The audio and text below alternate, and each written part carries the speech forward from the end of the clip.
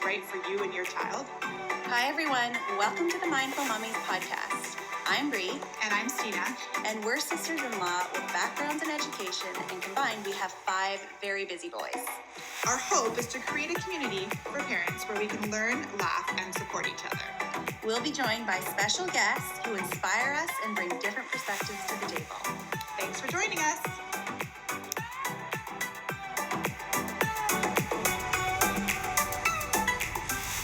We are thrilled to have Jennie Abbot, the founder and director of Harmony Kids Yoga, joining us today on the Mindful Mummies podcast. Jennie is a registered yoga teacher and children's yoga teacher with the Canadian Yoga Alliance. She is a Color Me Yoga children's yoga teacher graduate and a Rainbow Kids Yoga certified instructor. She has more than 10 years experience as a children's dance teacher, and she has completed Yoga for the Special Needs and Safety Anatomy for Children courses through Marsha Danzig, founder of Color Me Yoga. Jennie has also taken mindfulness training through Dr. Dan Siegel, author and executive director of the Mindsight Institute. Jennie's life passion is sharing the joy of yoga with children. Harmony Kids Yoga brought together a passion for working with children and a passion for bringing yoga together in a way that would benefit kids of all physical and mental capacities. We're so excited to hear more from Jennie today about how to bring yoga and mindfulness into your lives and the lives of others.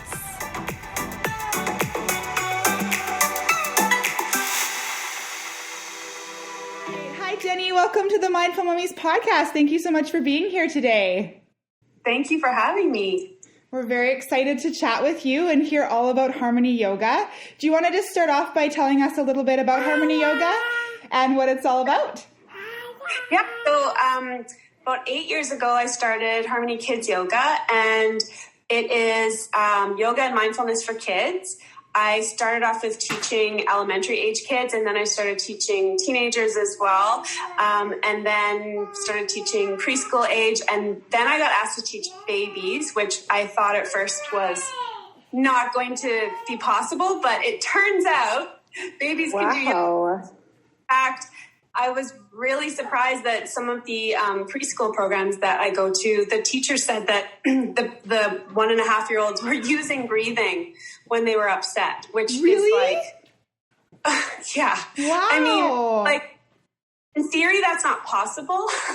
So it's been really an amazing journey. So 8 years ago, I was taking my adult yoga teacher training, and my daughter, who was 7 at the time, started having terrible anxiety, and I started trying to adapt the adult tools I was learning to work for a 7-year-old. And when I saw how well even that worked, and it wasn't really that age appropriate, but I just tried to kind of create something, teach her how to breathe and things like that.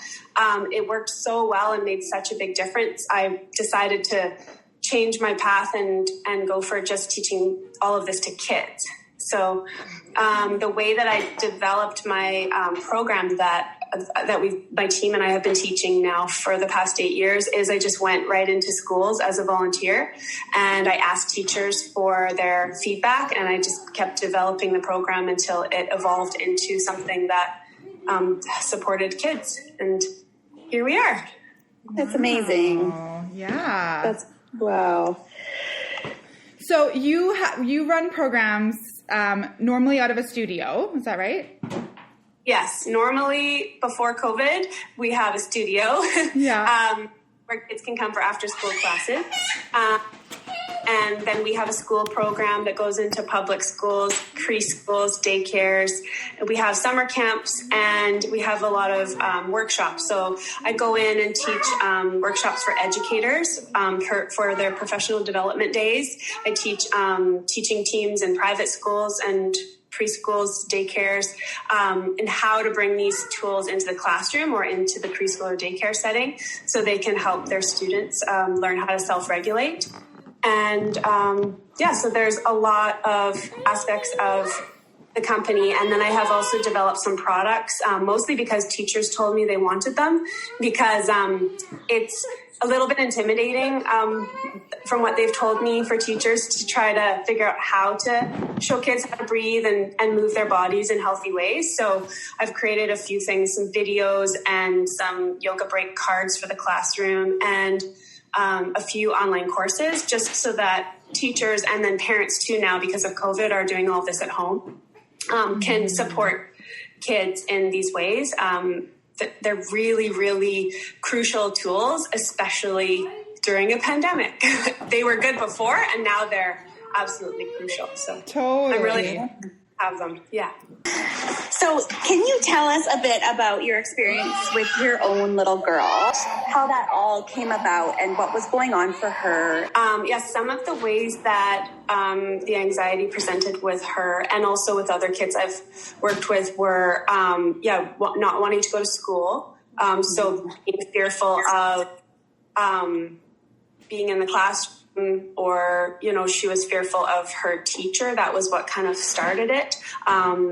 Her teacher was, I think, struggling with being overwhelmed herself and was very scared, and just having those kind of emotional outbursts made my daughter's anxiety really high. So I think just not knowing what to expect from someone that, obviously kids look to the big people in their lives to, they want to trust them and feel like they're going to keep them safe. And I think she was feeling opposite.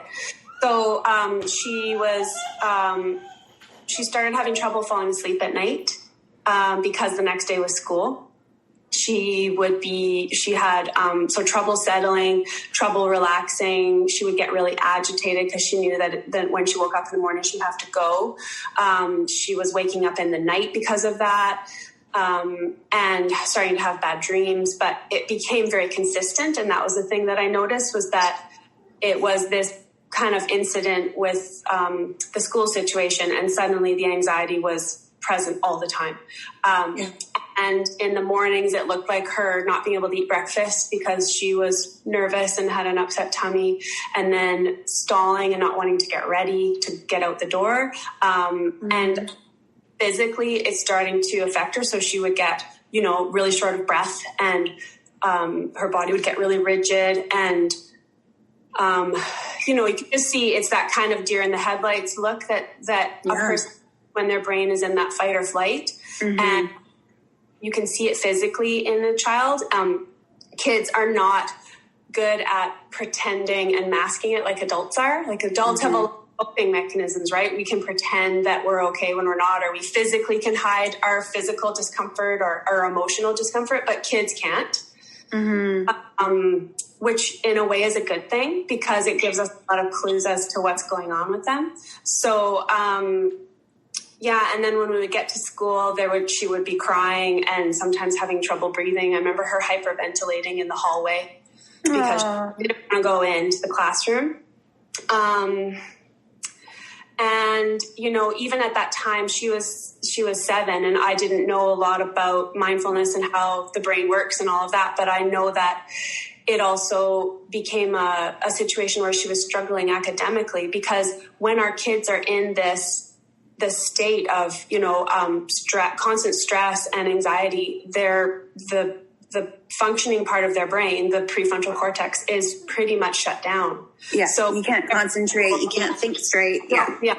None of that's happening. No, I don't know if you know, but I struggle with anxiety too. And it comes and goes throughout my life, but I totally can relate to what she went through. Yeah. Yeah, of course. And I think right now, during a pandemic, goodness gracious, people who have never thought about anxiety are feeling it. People who have anxiety are being crippled by it. I know I have anxiety too, and I know that mine has been way worse.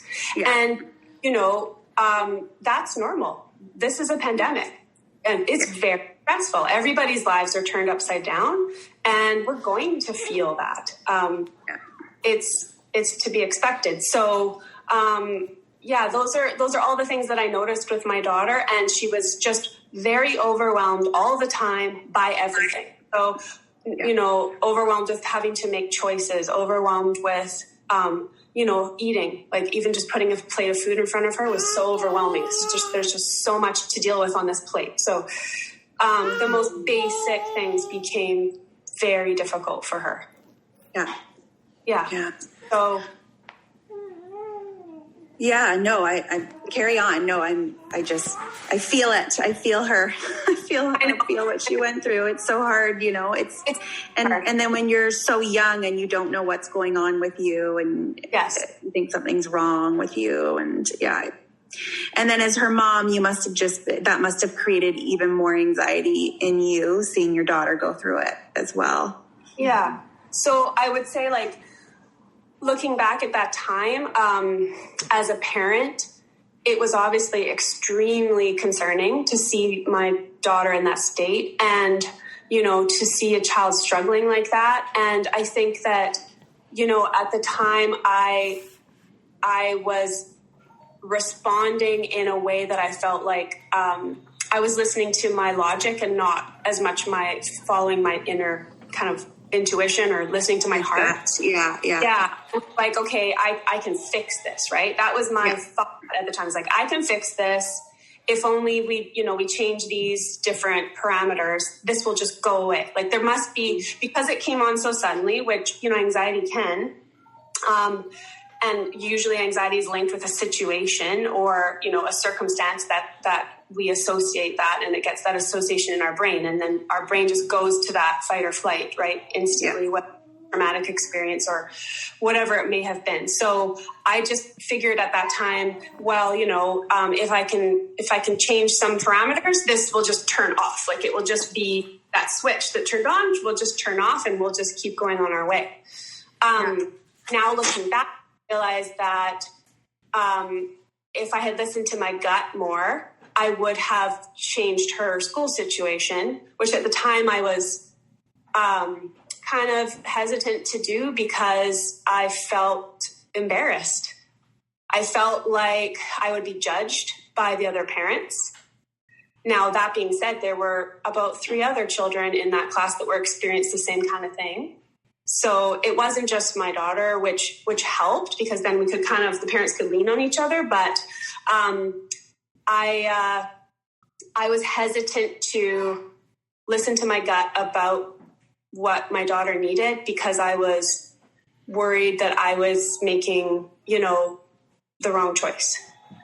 And now that I've been through that whole period of time and we've come out on the other side, I have learned that myself personally, to be an advocate for both my kids and for other children that I work with. A lot of kids that come to my studio classes and the kids that are in my school program classes that come up to me at the end are the ones that struggle with anxiety and ADD and ADHD and autism.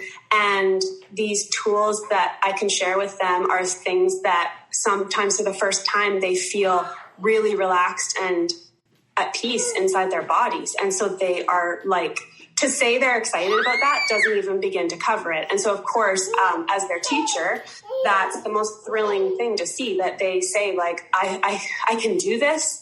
It feels great. I know how to calm my body down. I know how to find, you know, my peaceful place. I know what it feels like to be relaxed for the first time.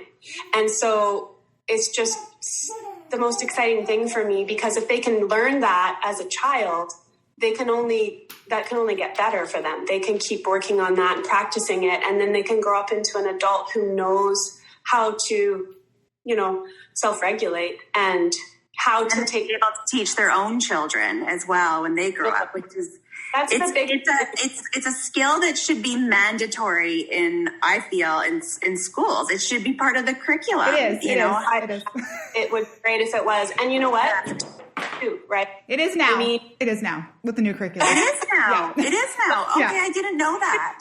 There could be more of it. I think technically it's part of the curriculum, but it's, you know, like anything, it's new, and it's there's a lot of facets to it, and it's not easy to implement. Mm-hmm. And what I hear from teachers is, you know, teachers know that it's really important that whatever they're teaching, however they're teaching this to kids, it's developmentally appropriate. So sometimes kids find some mindfulness and yoga boring because it's more structured for adults, or it's more about the brain benefits and not also just having fun and moving your body and feeling good. Yeah. So, Uh-oh. I don't want kids to find these things boring. I want them to be age appropriate so that they think they're fun and easy. And, they buy into it. So they actually give it a shot. Yeah. Yeah, Totally. I think if you've been to like a lot of yoga classes or done a lot of work yourself as an adult, it's very different from teaching it to kids. Because I'm a certified yoga teacher and an elementary school teacher, and I would try sometimes to teach to like my grade ones the way I would teach an adult class, and it just does not work. You have to totally shift your way of thinking and teaching. Yeah. Totally. And that's the first thing I tell teachers in my educator workshops is if you have taken an adult yoga class and you have a picture in your mind of what that's like, kids yoga will not look like that. So, I mean, it takes the pressure off too, right? If we think that in order for kids to get the benefit of the practices, they have to be totally like quiet and still, well, gosh, that's never going to happen. No. In a year. Because there's got to adapt. They have to be kids and wiggle and move. And it doesn't mean that they're not learning the skills. It's just like watching a child learn to tie their shoelaces. It's not going to be perfect the first time. It's going to take a long time, for them to fumble around. And that's what they're supposed to do. That's how they're learning. So, So sorry. I know there's a current, there's a rise in anxiety.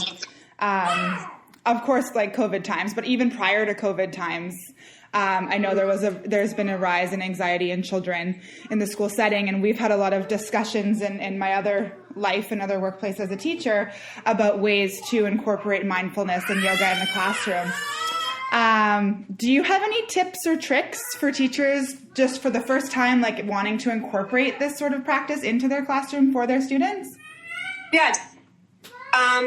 What I would say is for teachers, use mindful brain breaks throughout the day and use them at times when the kids are primed for them. So if we wait until the kids are really overwhelmed and anxious and things like that, it's going to be a lot harder to reach them and a lot less likely they'll enjoy the practices. So for teachers, I would say use a variety of mindful breaks through the day. A lot of the teachers that I know find the most success with it, they will start with it. So it might be that when the kids come in the classroom, they have the lights a bit dimmed, just that can mean they just have one light switch flipped off.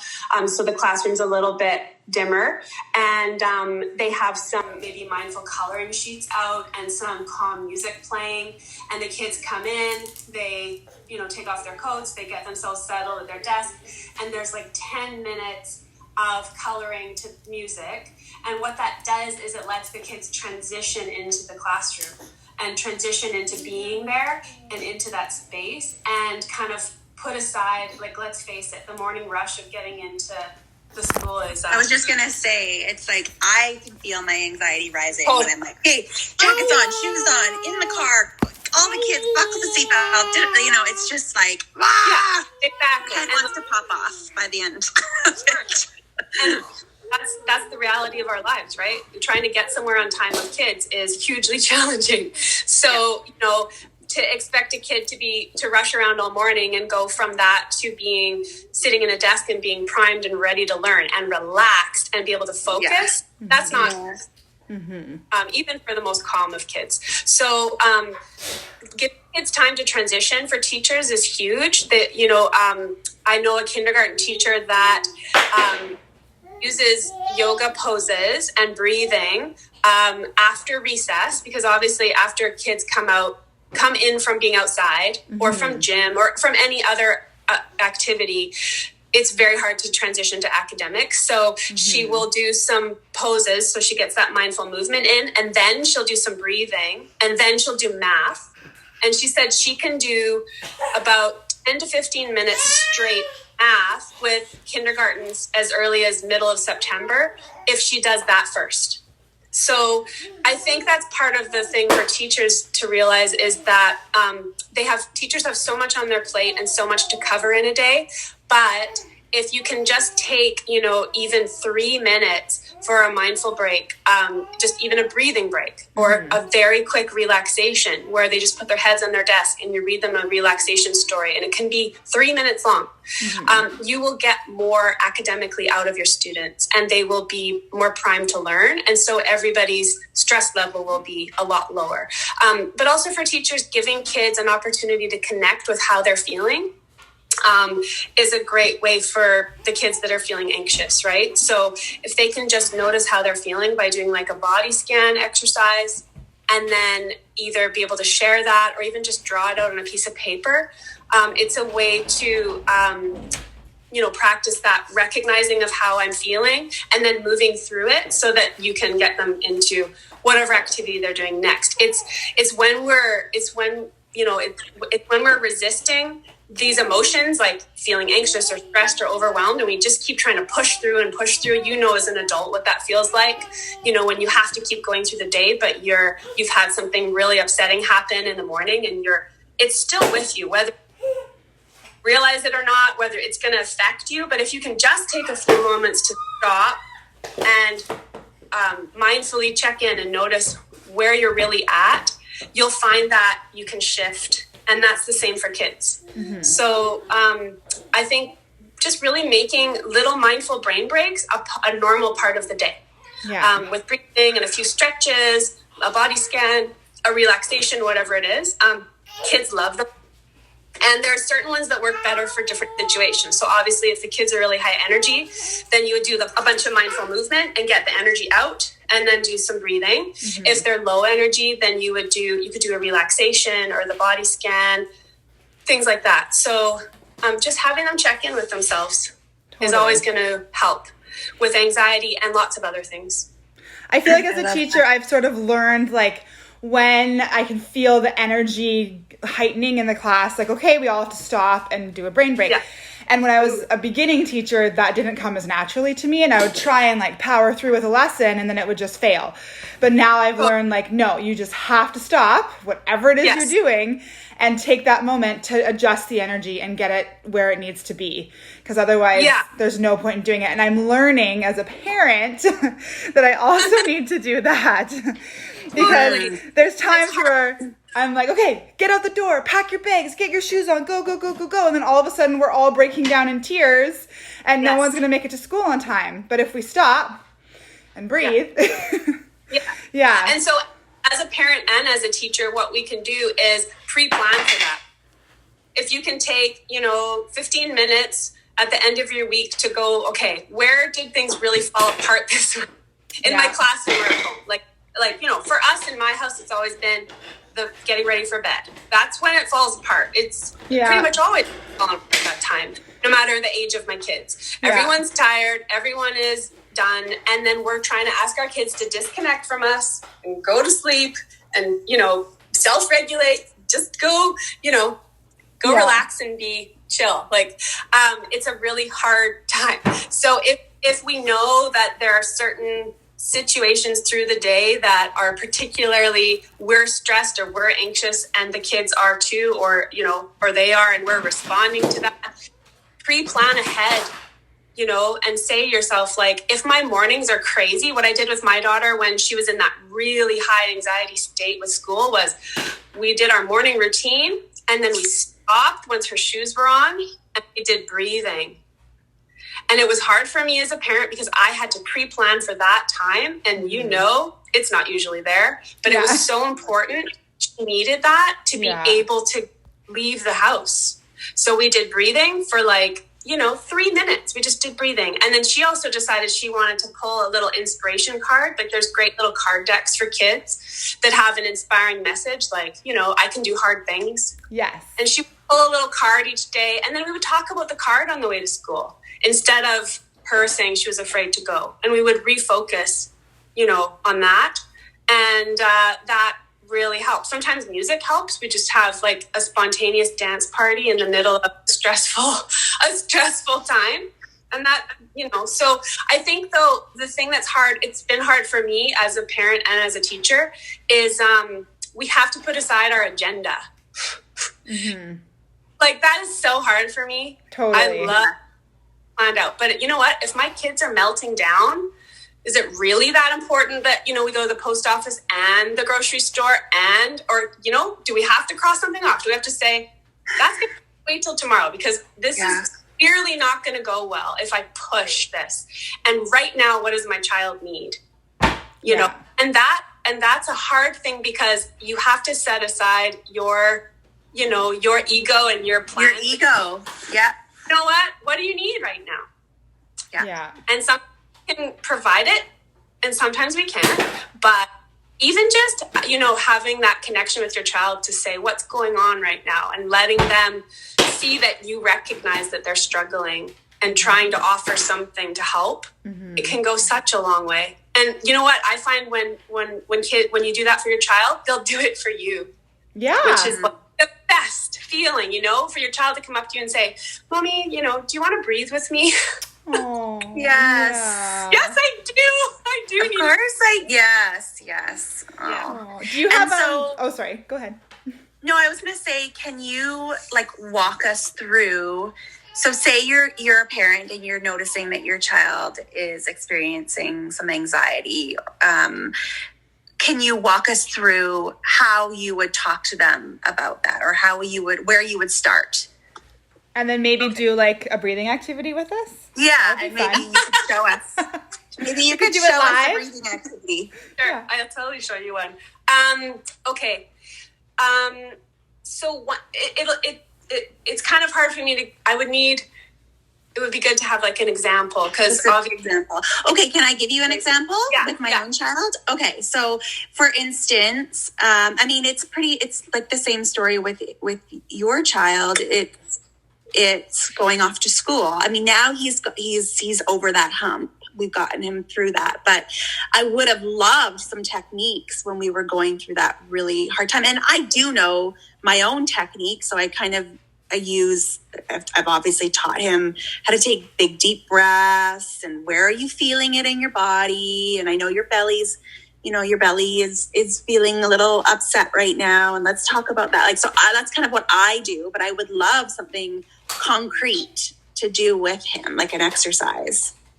So the first thing I would say is if you know that, like I just was talking about, if you know that the situation triggers his anxiety, then you would do a breathing exercise before he's triggered.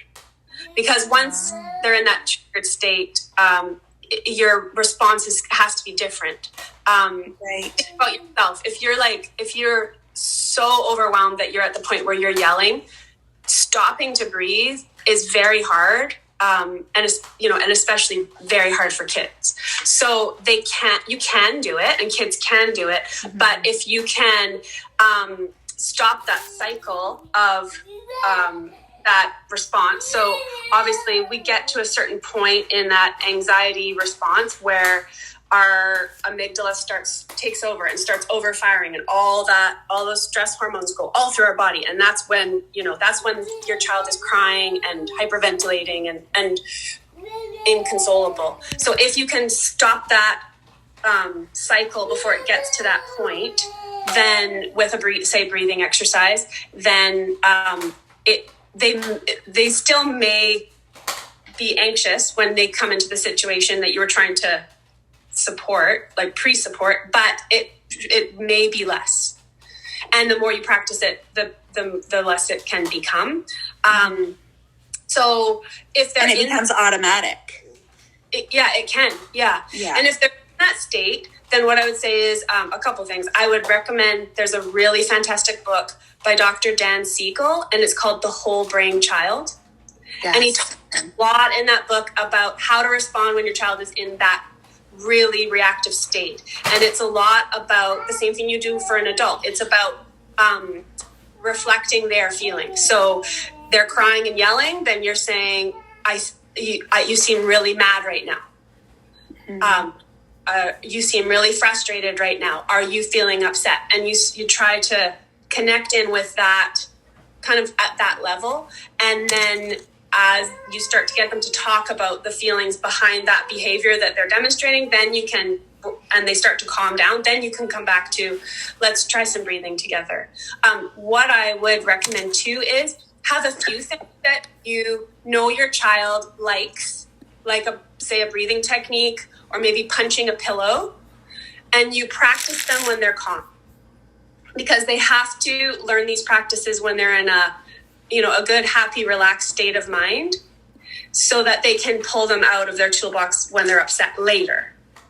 And then what you want to do is, when they're in that situation, let them choose, because the last thing anybody wants is to be told, you're going to feel better if you just breathe right now. And it's like, well, you know what? Maybe I won't actually. Yeah. I don't feel like breathing right now. I feel like I need to punch a pillow. And, that's also the other part of, as the parent, putting aside our ego and going, what do you need? Do you need one of these 3 tools? Which is it going to be? You can't hit your brother, but do you want to go outside and stomp in a puddle? Like, would that be a good thing for you right now to do? Or do you want to take 10 breaths with the breathing ball? Or do you want to sit down and listen to some music with the headphones on and color? And so you've done these practices before, so they've tried them out and they know how they feel. And then you give them, even if it's just 2 choices, if they're young, just 2 choices.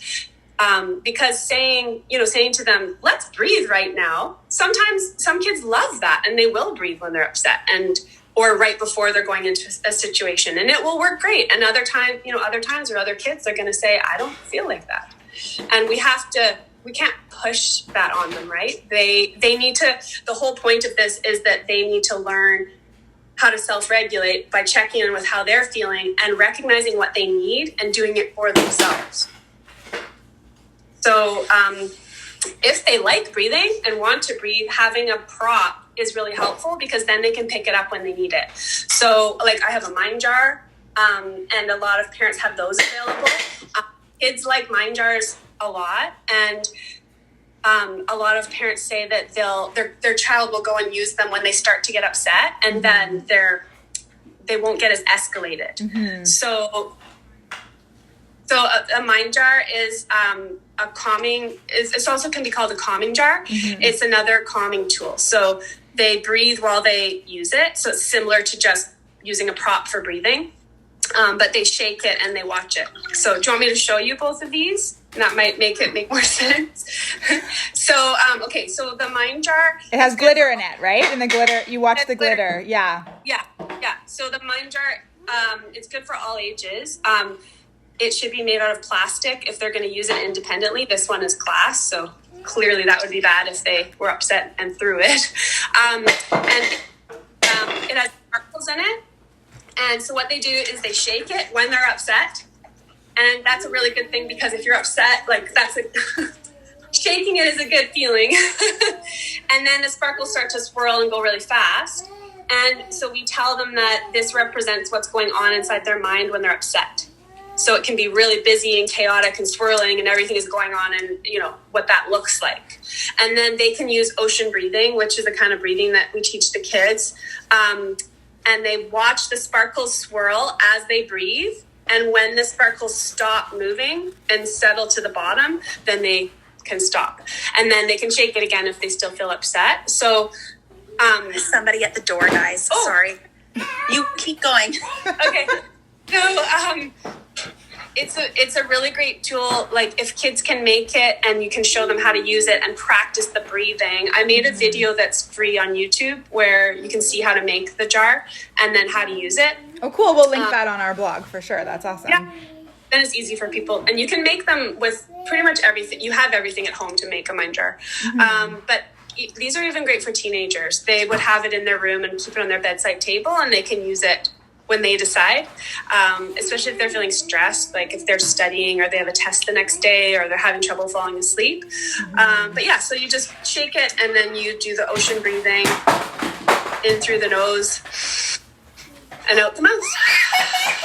You keep breathing until the sparkles are all settled down. I need to do that right now. I need some ocean breathing to calm these dudes. I love the mind jar.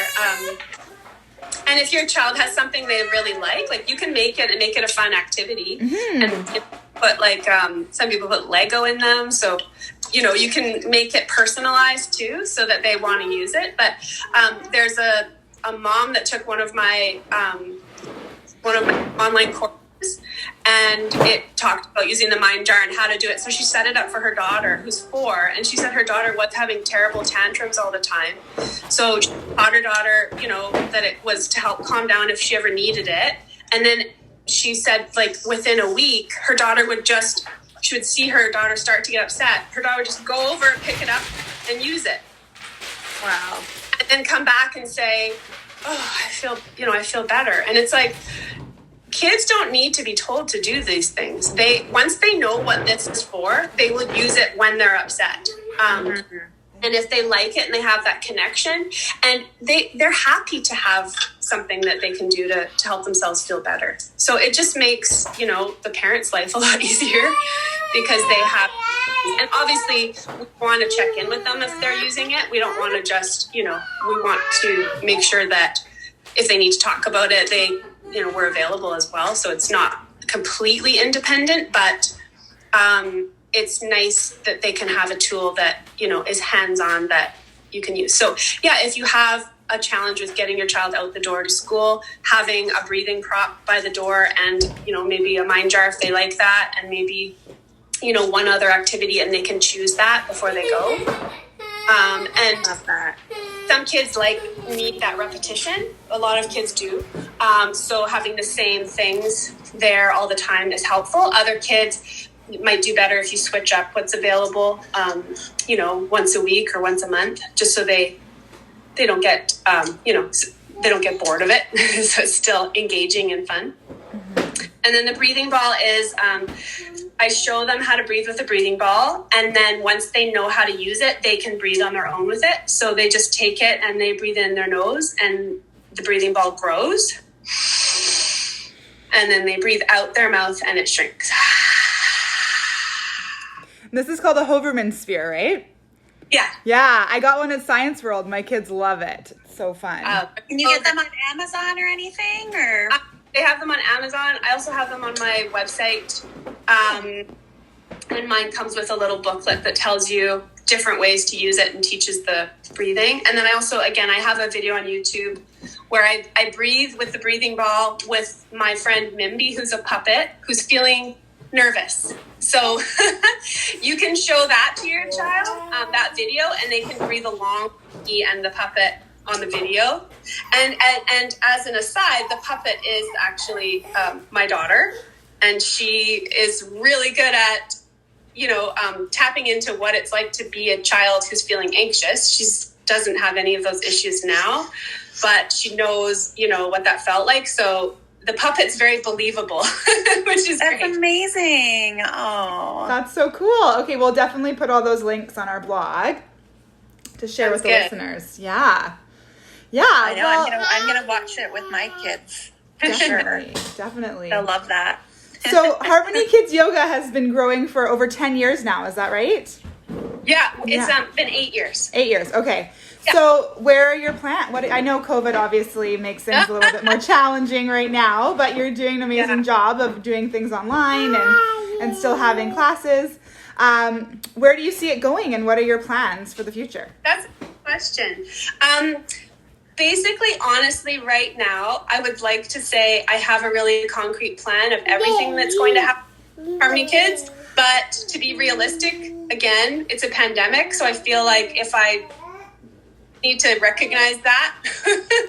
And so what I'd like to say is I just want it to go where it's needed. So right now I'm doing a lot of educator workshops because teachers are feeling very overwhelmed, and so are students. Totally. And so, I'm doing those through Zoom, and I'm happy to do those. I usually do them in person, but it's been really, really amazing because I've been able to connect with educators in places I never would have been able to travel to, just because of the realities of being a mom and of a owner. So that's been really amazing. So where it's going is where it's going to be needed. So I've just signed a contract to have a partnership with the Institute of Child Psychology, and they offer an amazing assortment of online courses for parents and teachers on, anything to do with children's mental health and wellness. And so I'll have some courses on there that'll be available. So I just like to support families and teachers and especially kids to, continue to share and learn these tools so that they can learn how to take care of their bodies and their minds and hearts and now and into the future. So these are things that I wish I had been able to learn when I was a child. And because I've seen how amazingly well they work and how much kids love them, just want to share them with every kid.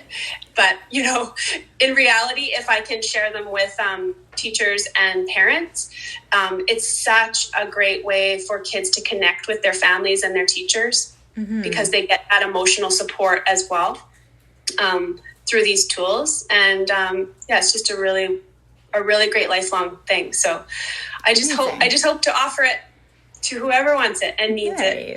That makes me super. Yeah. So where you're very passionate about it, and yeah, that's fantastic. Yeah. Where those were some really great tips and ideas. Sorry, Stina, I keep interrupting you. There's a delay. I know it's hard with Zoom, right? Yeah. I was just gonna say, where can our listeners find you and find the best place to get in touch with you for more info?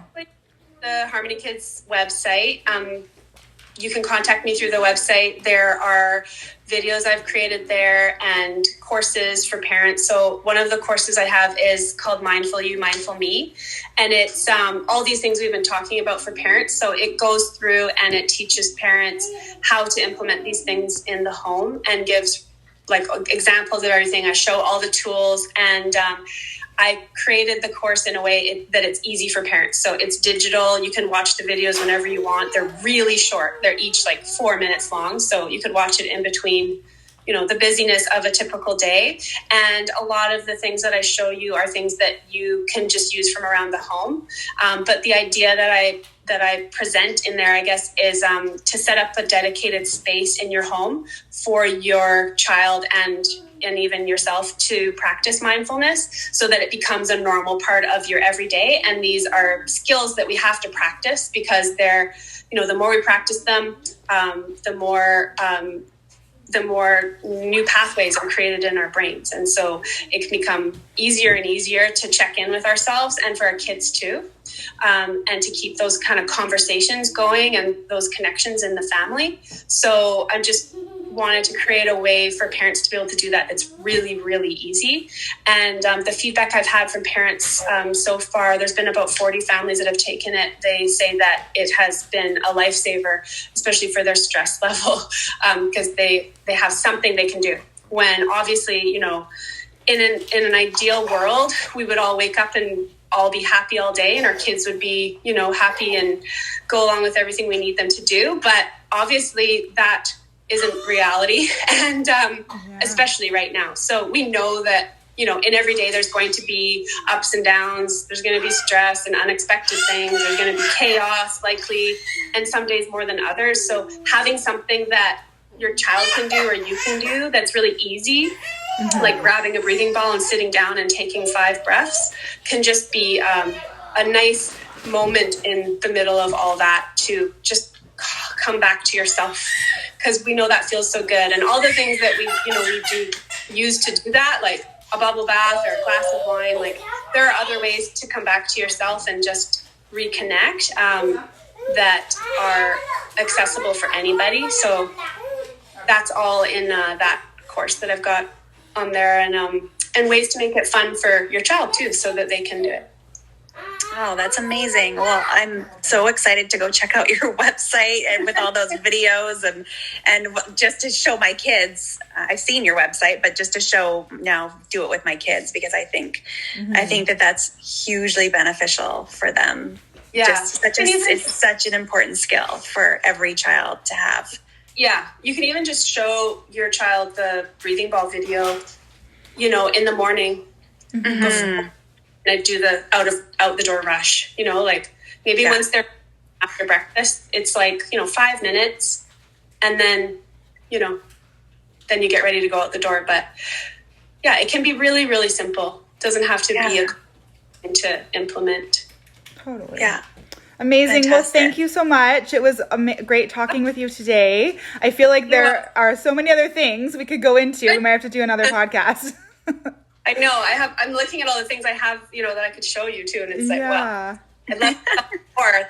There's a lot, but any little thing that can help just makes me super happy. So amazing. Well, thank you so much for being here today. It was great chatting with you. Thank you for having me. It's a lot of fun. I hope that you guys find some things you can use too.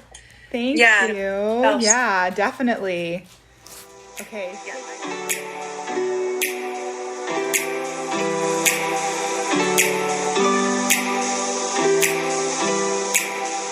Thank you so much for listening to our podcast today. We hope you're finding it comforting and helpful along this crazy journey of parenting. If you like what you're hearing and you enjoy listening to our podcast, we would so appreciate it if you would subscribe and leave a quick review. Also, if you want to find out more about us, you can follow us on Instagram at The Mindful Mummies or visit our website at themindfulmummies.com. There you'll find all sorts of resources, our blog, and some background information. Thanks again and have a great day.